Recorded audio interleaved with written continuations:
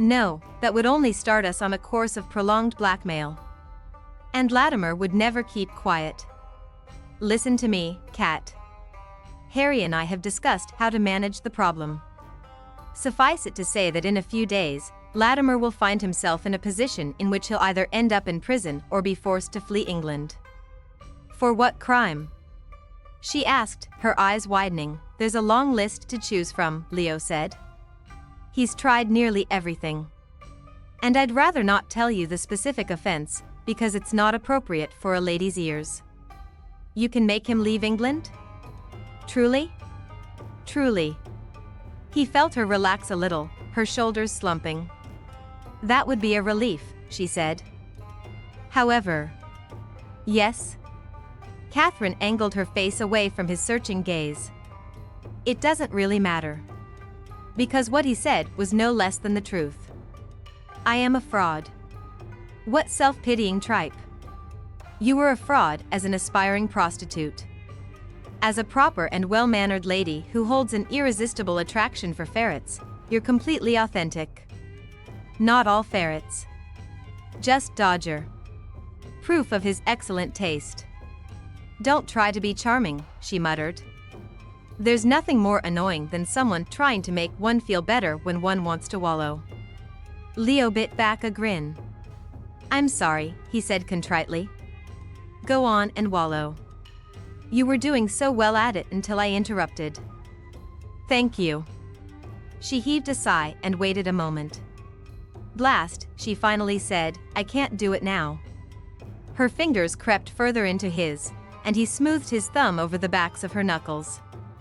I want to correct something, Catherine said. I was never an aspiring prostitute. What did you aspire to? To live somewhere peaceful and be safe. That's all? Yes, that's all. And I haven't managed to do it yet. Although, the past few years have been the closest I've ever gotten. Marry me, Leo told her, and you can have both. You'll be safe, and you'll live in Hampshire. And you'll have me, which is obviously icing on the cake. A reluctant laugh escaped her. Rather more icing than the cake needs.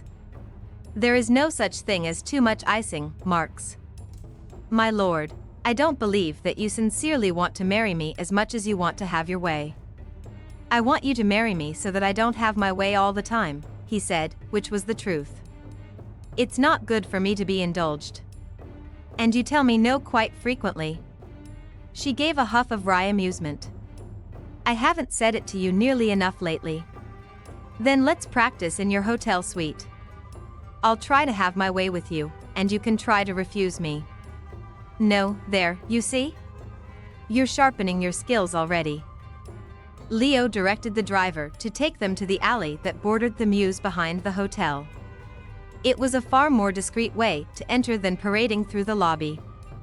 They went up the back stairs and along the hallway that led to Catherine's suite. The hotel was extraordinarily quiet at that hour, everyone either out for their evening pursuits or sleeping soundly. When they reached Catherine's door, Leo waited as Catherine searched for the key in the little knitted silk bag she had looped around one wrist. Allow me, Leo said when she had found the key. Taking it from her, he unlocked the door. Thank you. Catherine took back the key and turned to face him at the threshold. Leo stared down into her fine-boned face. Reading the emotions that flickered in her eyes, despair, refusal, yearning. Invite me in, he said softly. She shook her head. You must go. It's not seemly for you to stand here. The night's still young. What will you do in there, alone? Sleep. No, you won't. You'll stay awake as long as possible, worrying about nightmares. Seeing that he had scored a point, Leo pressed his advantage. Let me in. Leo stood in the doorway, tugging off his gloves casually, as if he had all the time in the world. Catherine went dry-mouthed as she watched him. She needed him. She needed to be held and comforted, and he knew it. If she allowed him into her hotel suite, there was no question as to what would happen next. She started as the sound of voices came from the end of the long hallway. Reaching out hastily, she grabbed the lapels of Leo's coat, pulled him across the threshold, and closed them both safely inside the room. "Hush," she whispered. Leo braced his hands on either side of her, caging her against the door. "You know how to keep me quiet." The voices became louder as people advanced further along the hallway. Smiling into her tense face, Leo began in a perfectly audible tone. "Marks, I wonder if," she drew in an exasperated breath and crammed her mouth against his, anything to shut him up. Leo fell obligingly silent, kissing her with bold and avid pleasure. Even through the elegant layers of his clothes, she could feel the heat and hardness of him. Desperately she fumbled with his clothes, pushing her hands beneath his coat where his body heat had collected. She moaned, the sound catching between their lips. His tongue went deep, and she felt corresponding twinges of pleasure low in her stomach. Her legs lost their strength, her balance eroding. Her spectacles became dislodged, catching between their faces. Leo reached up to remove them carefully.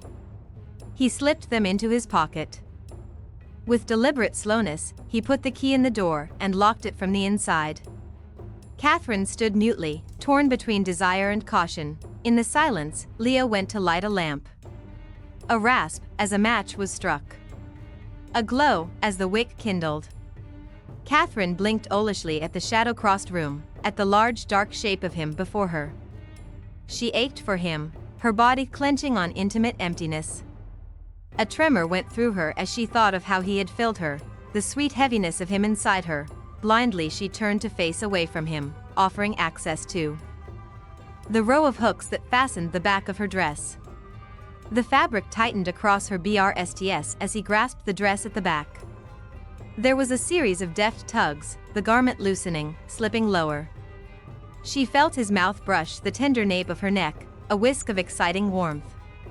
He pushed the gown to her waist and over her hips. She moved to help him, stepping out of the heap of layered pink silk, kicking off her slippers. Turning her around again, Leo unhooked her corset, pausing to kiss each of her shoulders in turn. "Take down your hair." The touch of his breath on her skin made her shiver. Catherine obeyed, pulling the pins from her chignon, collecting them in a little bundle. After setting them on the dressing table, she went to the bed and climbed onto the mattress, waiting tensely as he undressed. She couldn't help wishing she had her spectacles back as she stared at the intriguing, hazy shape of him, the play of light and shadow on his skin. "Don't squint so hard, love. You'll strain your eyes. I can't see you." He approached her, every line of his body replete with masculine grace. "Can you see me at this distance?" She contemplated him thoroughly. "Certain parts." Leo gave a husky laugh, crawling onto the bed over her, bracing his weight on his arms. The tips of her breasts hardened beneath the light veil of her chemise. Their stomachs pressed together. The erect shape of him caught exquisitely against the corresponding notch of her body. "What about now?" Leo whispered. "Am I close enough?" "Almost," she managed to say, staring into his face, taking in every breathtaking detail. She had to force out words between uneven breaths. "But not quite." Leo bent to take her lips, locking his mouth over hers in a blaze of sensation. She lost herself in it, a kiss that was at once giving and demanding. He searched her gently, meeting the shy advances of her own tongue. She tasted inside his mouth for the first time, and felt the jolt of his response. With a ragged sound, Leo reached for the hem of her chemise. Pulling the garment upward, he helped Catherine to lift it over her head. He untied the tapes of her drawers with torturous slowness, running his fingers along the loosening waist, easing the thin muslin fabric down her hips. Her garters and stockings soon followed, leaving her completely exposed. Murmuring his name, Catherine twined her arms around his neck and tried to draw him over her again. She arched into him, gasping with delight at the varied textures of him, roughness and silk, smoothness and steel. He brought his mouth to her ear, his lips toying with the soft lobe before he whispered, "Kate, I'm going to kiss all the way down your body and up again. And I want you to lie perfectly still and let me do as I please. You can do that, can't you?" No, she said earnestly, I really don't think so. Leo averted his face for a moment. When he looked back at her, his eyes were sparkling with amusement. That was actually a rhetorical question.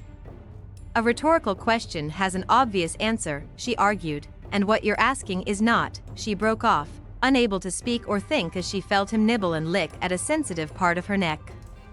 His mouth was hot and silken, the flat of his tongue like velvet. He worked his way along her arm, pausing at the hollows of her inner arm and wrist, caressing the pulse that beat visibly in the fragile skin. Every inch of her body prickled with awareness of him and what he was doing. His mouth wandered back along her arm to the side of her breast, the trail of his mouth leaving her skin flushed and damp. He kissed all around the rosy peak without touching it, until she felt a whimper climb in her throat. My lord, please, she gasped, sliding her hands into his hair, trying to guide him. He resisted, grasping her wrists and pulling them to her sides. Don't move, he reminded her gently. Or do you want me to start over? She closed her eyes and lay with a grieved stillness, her chest heaving. Leo had the gall to laugh softly, his mouth returning to nuzzle the undercurve of her breast. A cry escaped her when she felt his lips brush against the gathered crest. Slowly his mouth opened and sealed over her, and he began to suckle. Heat writhed in her stomach, and her HPS lifted from the mattress. His hand settled on her taut abdomen, rubbing in a soothing circle, pressing her back down. It was impossible to lie motionless as Leo tormented her, arousing her skillfully but providing no relief. Impossible to endure. But he wouldn't allow otherwise. He made his way down to her stomach, licking and blowing lightly into the hollow of her navel. She was weak and perspiring, wet at the roots of her hair, her body racked with delight that verged on pain. His mouth glided across the vulnerable softness of her groin to her inner thighs, his tongue playing gently on either side. Everywhere except the wet pulsing center. Leo, she panted. This is not very nice of you. I know, he said. Move your legs apart. She obeyed with a shudder, letting him guide her, opening her body in ever more revealing positions. He used his mouth in ways that infuriated and aroused her. Nibbling along her thigh, investigating the ticklish hollows behind her knees, stringing kisses around her ankles, sucking lazily on her toes. She swallowed back a supplicating moan. And another, impatience thumping through her body. After an eternity, Leo had finally progressed all the way back to her neck. Catherine parted her thighs, dying for him to take her, but instead he rolled her to her stomach. She whimpered in frustration, impatient wench. Leo's hand smoothed over her bottom and slipped between her thighs. There, will this satisfy you for now? She felt him parting her swollen flesh. Her body stiffened in bliss as his fingers entered her, slipping into the wetness. He held them there, deep and flexing, while he kissed along her spine. She found herself grinding against his hand, gasping in pleasure. Closer. Closer. And yet the CL axe shimmered just out of reach. Finally Leo turned her to her back again, his features hard and sweat-misted, and it was only then that she realized he had been torturing himself as well as her. He pinned her arms over her head and spread her legs. For an instant she knew a flare of panic at her own helplessness, seeing his powerful body above hers. But then he entered her in a hard, slick plunge, and the fear vanished in a flood of pleasure. He slipped his free arm beneath her neck. Her eyes closed, and her head lolled as he bent to kiss her throat. She was nothing but feeling heat coming through her in waves, stronger and stronger as he took her with slow, luscious drives. He rolled his HPS with each forward pitch, repeating the movement until she went crimson and whimpered in a last burst of release. And he stayed with her, riding every drawn-out spasm until she was limp and quiet. Murmuring to her, he coaxed her to wrap one leg around his waist, and he lifted her other leg until it hooked over his shoulder. The position opened her, changed the angle between them, so that when he thrust again, it caressed a new place inside her. Another rush of pleasure started, surging so high and fast that she could hardly breathe. She lay still beneath him, her legs trembling as she took him more deeply than she had thought possible. She was propelled into another CL axe, strong and dizzying, but before the last tremors had faded, he withdrew abruptly to take his own release, his sex throbbing viciously against her stomach. "Oh, Cat," he said after a while, still over her, his hands gripped in the bedclothes. She turned her face until her lips brushed the rim of his ear. The erotic perfume of sex and damp skin filled her nostrils.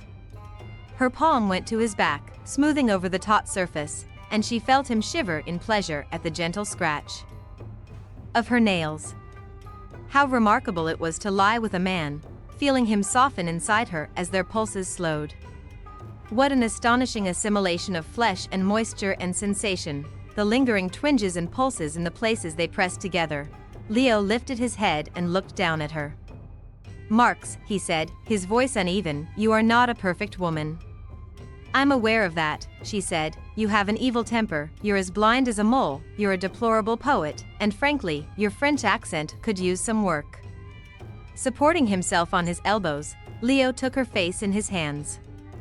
"But when I put those things together with the rest of you, it makes you into the most perfectly imperfect woman I've ever known." Absurdly pleased, she smiled up into his face. "You are beautiful beyond words," Leo went on. "You are kind, amusing, and passionate. You also have a keen intellect, but I'm willing to overlook that." Her smile faded. "Are you leading to another marriage proposal?" His gaze was intent. "I have a special license from the Archbishop's Court of Faculties. We could wed at any church, whenever we please. We could be married by morning, if you say yes." Catherine turned her face away from his, pressing a frown into the mattress. She owed him an answer, she owed him honesty. "I'm not certain I'll ever be able to say yes to that." Leo was very still. "Do you mean only when I propose? Or if any man did?" "Any man," she admitted. "It's only that with you, it's very difficult to refuse." "Well, that's encouraging," he said, although his tone conveyed the opposite. Leo left the bed and went to get a damp cloth for her. Returning, he stood beside the bed and watched her. "Think of it this way," he said. "Marriage would change hardly anything between us, except that we would end our arguments in a much more satisfying way. And of course I would have extensive legal rights over your body, your property, and all your individual freedoms, but I don't see what's so alarming about that." His quip almost made Catherine smile again, despite her encroaching despair. Finishing her ablutions, she set the cloth on the bedside table and pulled the bed linens up to her brsts. "I wish people were like the clocks and mechanisms that Harry is so clever at constructing.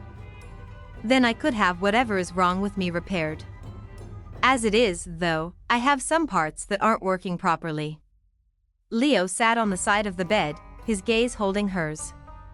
He extended a muscular arm and caught the back of her neck in his hand, and held her steady. His mouth possessed hers roughly, until her head swam and her heart pounded. Lifting his head, he said, "I adore all of your parts exactly as they are." He drew back and touched her taut jawline, his fingers gentle. "Can you at least admit that you're fond of me?" Catherine swallowed against the soft caress. It's obvious that I am." "Then say it," he urged, stroking the side of her throat. "Why must I say something if it's obvious?" But he persisted, damn him, seeming to understand how difficult it was for her. "It's only a few words." His thumb brushed the hard, anxious pulse at the base of her neck. "Don't be afraid. Please, I can't, say it." Catherine couldn't look at him. She went hot and cold. Taking a deep breath, she managed a shaking whisper. "I'm fond of you." "There," Leo murmured, beginning to draw her close. Was that so bad? Her body was wrenched with the longing to huddle against his inviting chest. But instead she put her arms between them, preserving a crucial distance. "It makes no